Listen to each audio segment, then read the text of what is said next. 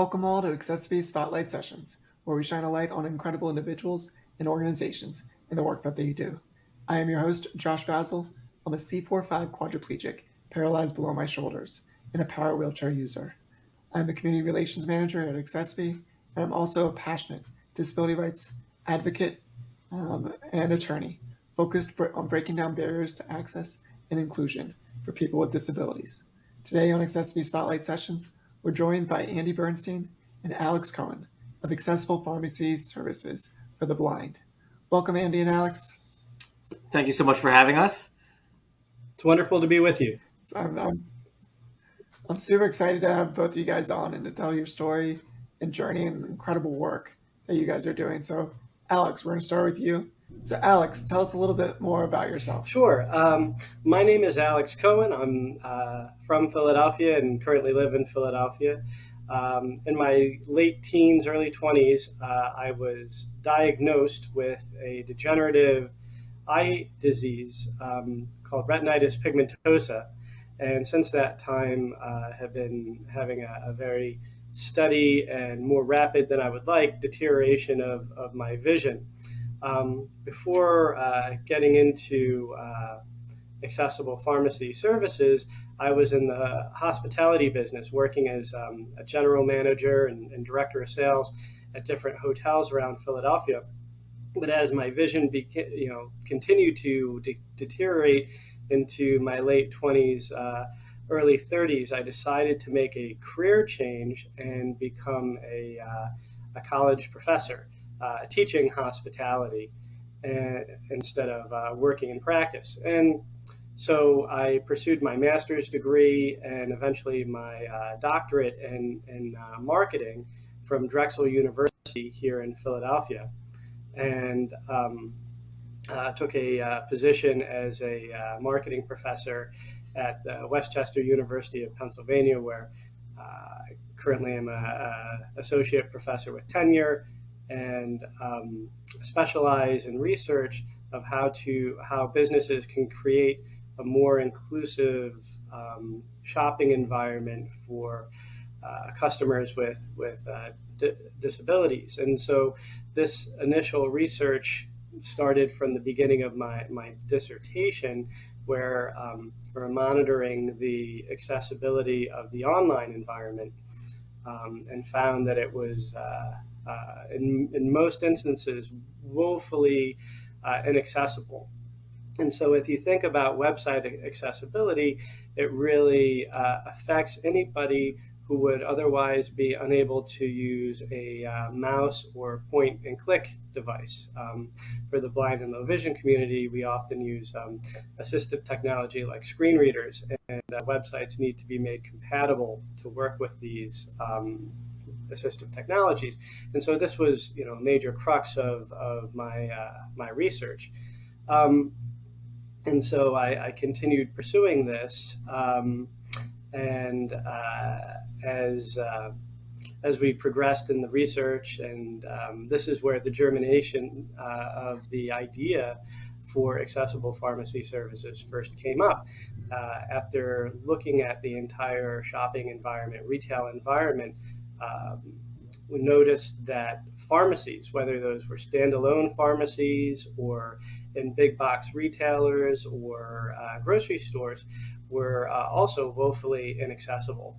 And so this research, combined with my own practical experience of being a blind man and all the difficulty I was having with managing my own prescriptions, not necessarily once they were received in my home, but for example, reordering a prescription once the revolution of the smartphone began, trying to navigate first through the voice guidance or not, the system to reorder a prescription, let alone trying to dial in a 20-digit code to reorder or refill a prescription, was absolutely bananas. It was a nightmare. I wasn't really able to do this for my children. Prescription or my own or my wife, and so yet this was another household task that, due to my disability, I was unable to accomplish, and would then instead have to put something else on my wife's plate. And so I love how you recognize a problem and dreamt up and put forward a solution, which we're going to keep diving into kind of the awesomeness of accessible pharmacies. And Andy, I would love to learn a little bit more about Oh, you and how sure. you got So, involved. so Alex and I know each other. Excuse me. We live near each other. We both live in the city. Um, we met. I knew Alex through Little League. Our kids played ball together. Our kids are friendly. And I reached out to Alex when we were just trying to. I had a marketing firm at the time, just trying to develop strategies both online and offline around accessibility. So I got his email address, and we met up for a cup of coffee. And that was like we started like brainstorming ideas. This one-time cup of coffee became a routine cup of coffee, and we would just share ideas and brainstorm strategies and dig deeper into Alex's research and reconcile that with our ideas. And fast forward to today. Alex is my closest friend. He's my business partner. Our kids are good friends, and we've been very fortunate.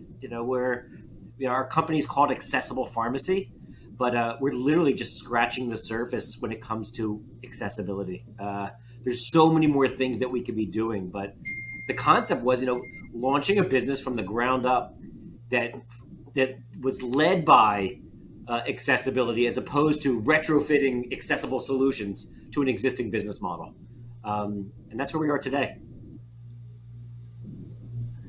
And then that's awesome. And Alex, so like tell me now, like so when it comes from the process of ordering to the process of receiving an accessible pharmacy product or prescription, how is that different than a normal pharmacy? Well, so what I understand from being a marketing professor, and one of the things that I teach a lot about is the consumer decision making process that starts with a recognition of a pain or a need that needs to be alleviated. That leads to information search, and then into decision making and the actual act of shopping and purchasing, and then consuming the product, and then reordering the product, and then evaluating the entire process. And so, what I understood, both from my life as a marketing professor, but also my life as a blind person, is that the entire process needs to be made accessible, particularly as it pertains to medication management and a person's relationship with their healthcare providers and their pharmacy, where the entire process needs to be looked at for accessibility. So there are other companies that might have one part of the process is accessible. For example, they might have an app or a reader that a mechanism that can read somebody's prescription labels to them, but their website could be completely inaccessible. The people who are answering the telephone don't really understand what the other person, what the consumer, the customer on the other end might be going through, what difficulties they might have with packaging or actually managing their medication, getting their questions answered. And again, back to that reordering process, is that accessible? So a company that just has an app that reads a label to somebody, that's great, but there's so much more to the entire process than that. And so we really took a holistic view on, the A to Z pattern and process that somebody goes through with their medication management. And then what about the packaging? Like when you actually someone receives it, does accessibility follow the person there as Well, well? yes, absolutely. But we offer several different types of packages and a variety of different labeling options also, because each one of our patients is a unique individual in terms of potentially their disability, but also in terms of their needs as a patient. Somebody who's diabetic with a series of other comorbidities and maladies is a much more complex case than maybe somebody who is on some cholesterol medication and some vitamins. So we meet our patients where they are, recognize their individual and unique needs, and then recommend the best packaging options that we have and labeling. Maybe that's Braille, maybe it's a different type of a tactile label, maybe it's large print, or maybe it's electronic, read through a QR code or RFID tag. But what we offer really is going to be the best fit for that individual patient. We never look at anything as one size fits all.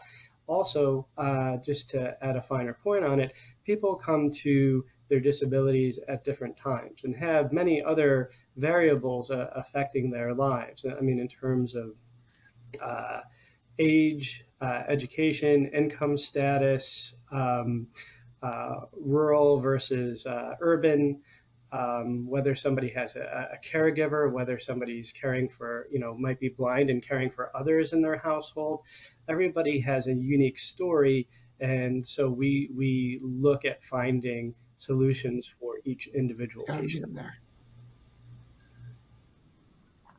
What I love about accessibility when it's done right is you're providing people options.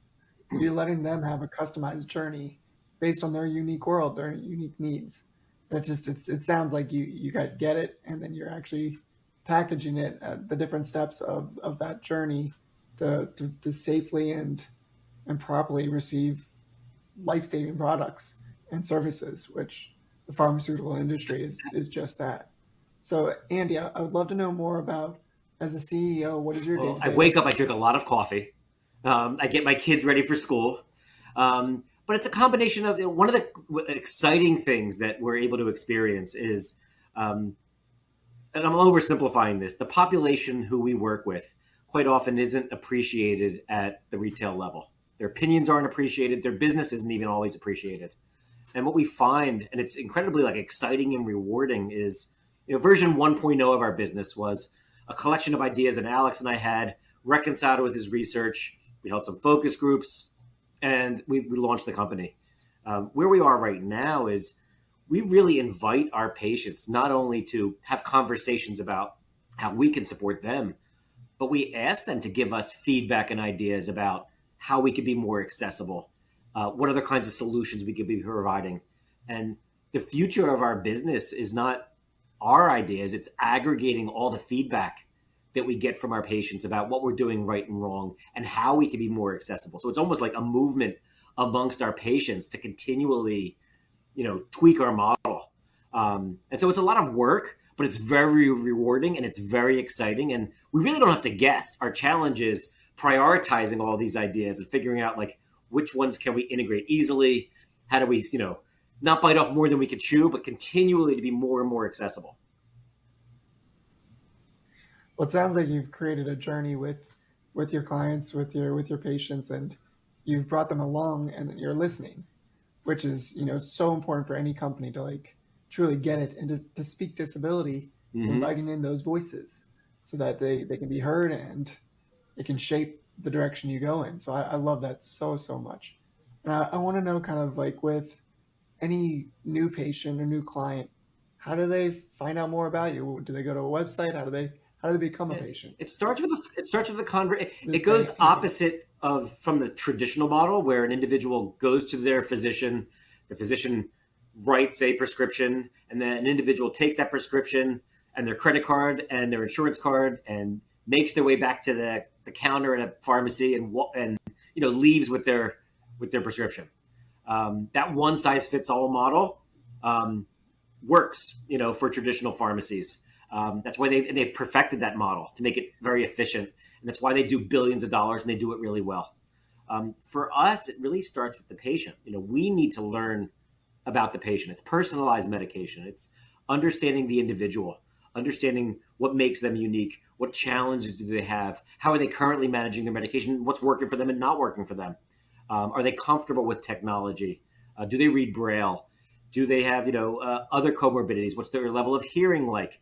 Do they have, mobility and dexterity issues? So we need to understand all of that before we can start making suggestions to the individual. But we'll have that conversation. We'll contact the insurance company to confirm eligibility. Quite often we reach out to the prescribers to get feedback from them. And so that's where it starts. It starts with the conversation. Well, we become part of the collaboration, part of the medical Andy, management healthcare team of this individual. We will contact all of the prescribers, the primary care physician, the cardiologist, the psychiatrist, the endocrinologist, cardiologist, whomever, to find out what medication somebody is on, what those specific instructions for those medications might be, and then we can reconcile everything and see if there are any unwanted or negative interactions or consequences from taking a myriad of different prescription medications, but also any vitamins or supplements or dietary behaviors that somebody might be exhibiting that could affect the healthcare and their medication management. So we really insert ourselves as kind of the the air traffic controllers of somebody's medication management for their overall health care. So imagine if I'm a blind, low vision, or even I have a spinal cord injury, and I'm wanting to come to you guys to learn more, to receive services.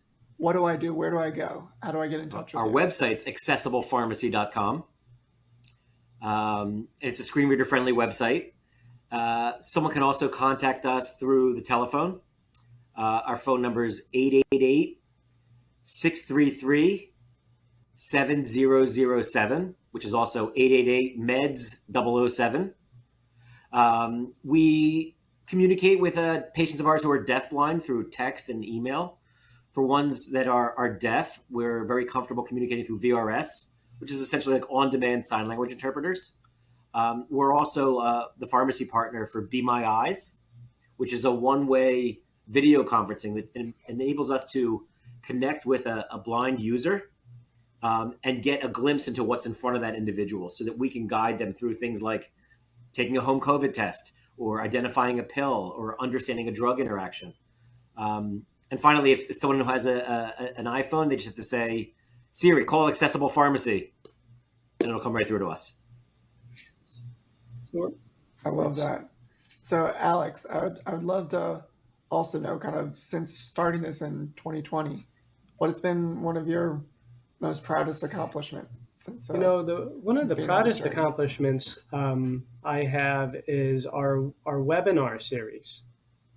And the national attention and awareness and the number of people that we can help through these different education initiatives. And that's a very special feeling to try to coordinate and form collaborations with other people who are interested in the accessibility and working with this, frankly, underserved population to come together to provide the best healthcare and health outcomes for these individuals, and how that really does start with education. So I'm very, very proud of the different webinars that we've hosted, and of course we're going to continue with that, and we're also very excited for our Blind Health Expo happening in December, which will be the largest event of its kind ever in the U.S. So we're very excited and very proud. That's awesome.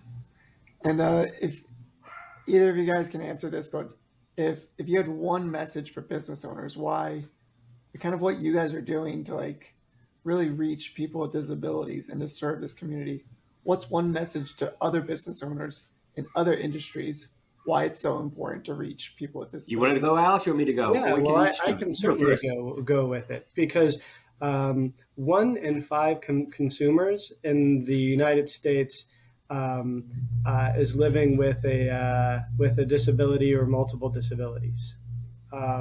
So accessibility and accommodation and sensitivity and inclusion are important to potentially 20% of a business's customers. Now, also, I know about the power of word of mouth, and more importantly, the exceptional power of negative word of mouth. And so we know from our research that, somebody who might be complaining about a business being inaccessible, they are going to complain, and share that information to, other people within the disabled community, but also to their, people without disabilities that they know within their social networks. And that inaccessibility, that negative word of mouth for somebody who's in a business that's inaccessible, it impacts that business. So I guess what I'm getting to is that it's a win-win, by being accommodating, being welcoming, being accepting, and doing some things here or there to be more accommodating and more accessible. It's better for the overall community, but it also is a tremendous step in the right direction of allowing the disabled community to be more included. That was a great answer, Alex, and no, I love that, and fully embrace and believe that as well. And so, Andy, I also want to know why do you believe that pharmacies should be accessible for all, and what are some future plans that both of you guys have to kind of continue to reach more and more? Sure. Different So I think not just pharmacies, but all businesses. Obviously, we live in this world. All businesses should be accessible. And sort of what Alex alluded to is like, at the end of the day, it's a good business decision to be accessible. But people get motivated, companies get motivated by a lot of reasons. Sometimes it's to avoid litigation. Sometimes it's because there's someone there who's inspired to quote unquote do the right thing. Sometimes it's a way to create a positive message to the investment community or on their corporate responsibility. So at the end of the day, we don't care, but we think businesses should be accessible for business purposes. It is a good decision. Universal design, being good with customer service, having an accessible website, training employees to be sensitive and aware to differences of people is just straight up good for business. What other things are we looking to do? Once again, like our patients give us ideas. So at the end of the week, we're like, all right, what kind of feedback did we get this week? So we review like, oh, this person said that we didn't have a good experience with this. Like, let's look through that. Couldn't we adjust that, and make that more welcoming and accessible? We're in the process of developing some packaging strategies for people in the paralysis community. We're in the process of exploring, how do we create alternative labels for the neurodiverse community, in that range. We're in the process of developing a parallel telehealth model so that we can be, touch a patient in more ways and provide a wider range of care, for an individual, and extend that concept of accessibility to telehealth as well. So it's been awesome. We have a lot of things on our plate, but they're all helping us lead towards that. There's not a finish line for accessibility. It's not like, now we're accessible. All right. So it's the ongoing pursuit of accessibility, and the way we've structured our business model helps facilitate us to move us in that direction. I love what you guys are doing. It's so awesome, and I wish there was more entrepreneurs and I love that we're sharing your story, raising awareness about how you're doing it right. So just thank you for thank you. What you guys are doing and how you're impacting the community. And I guess I don't want to end on that because you guys are awesome. And just thank you for being here today on Spotlight Sessions. And just want to wish you both a great rest of your day, your week, and just look forward to continue doing things. Us too. Thank you again for including us. Thank you so much. All right, everybody. This is great with the accessiBe's Spotlight Sessions, and for all of our audience, thank you for staying to the end. And until next time, take care, everyone.